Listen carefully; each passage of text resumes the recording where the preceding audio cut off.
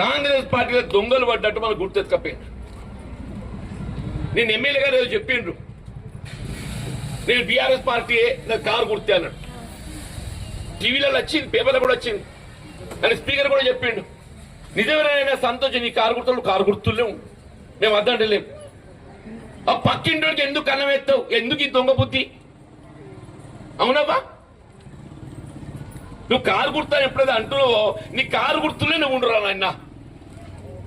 మా జోలికి రాకు, నీ సంవత్సరాలు నువ్వు సక్కగా చేసుకో, నా సంవత్సరాలు చిచ్చు పెట్టకంటున్నా. అవునబ్బా, నేను చెప్పింది అబద్ధం అబ్బా. నువ్వు పక్కింటోడికి అన్నం వేయకు,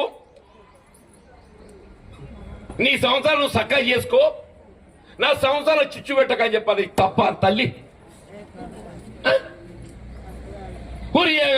వాని సంవత్సరం ఆడు చేసుకోక నా సంవత్సరాలు చిచ్చు పెట్టినట్టు ఏది ఇస్తున్నదో పేదలు నేను జెండా పట్టుకొని మోస్తే వాడిని గుర్తెత్తుకపోతే ఎక్కడ దిక్కులేక అదేదో యాపిల్ పట్టుకొచ్చుకున్నామా.